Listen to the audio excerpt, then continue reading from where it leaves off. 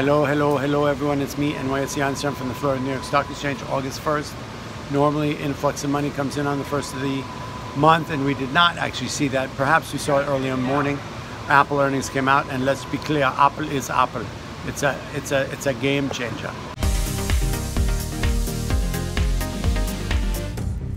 It approached $203.35, would have been its $1 trillion valuation. It did not. Trillion? Really? Trillion. How insane is that?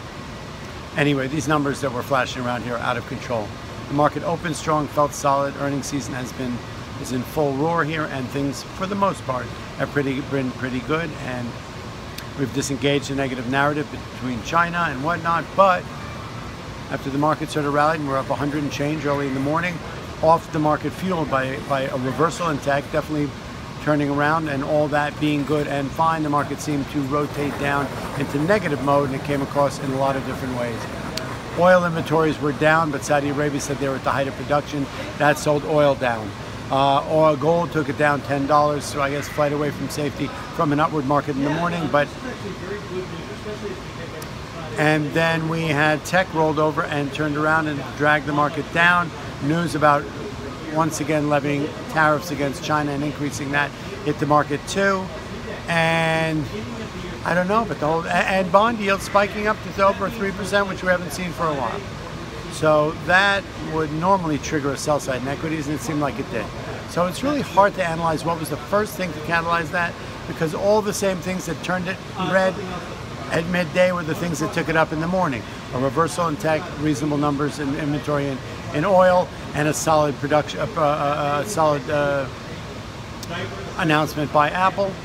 All that narrative, which we're seeing intraday on a daily basis and not whatnot, can change like on a dime, right? It can be a headline driven, emotional selling and whatnot. It can be tech driven, being a catalyst to take it up and take it down. It can be a catalyst in oil, it can be a catalyst in news, whatever it is. The catalyst took it positive and solid all morning. That rolled over and took it down into the red all afternoon, and that also contributed to the spike with the yield, which is usually a trigger in sell in equity. So the volume was quiet. It is summer. It is the first of the month. Normally fresh money comes in the market. That did not happen today. Market closed down 90 points. The Russell off an odd lot, the S&P off an odd lot. We're here with Rabbi Berkovici. He loves the Germans. He says love hi. you, Germany.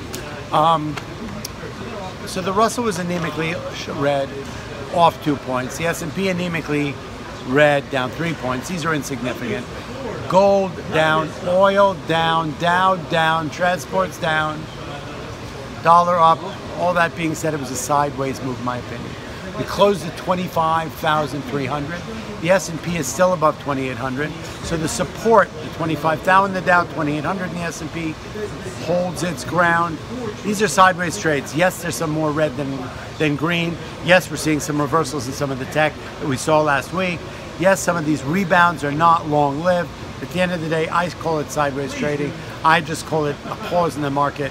I call it potentially consolidation. The foundations are the same, and they're fresh and hard. The resistance we haven't tested yet. We'll try it again tomorrow, August 2nd. NYSE Einstein, Inside Versatile. I'll see you tomorrow.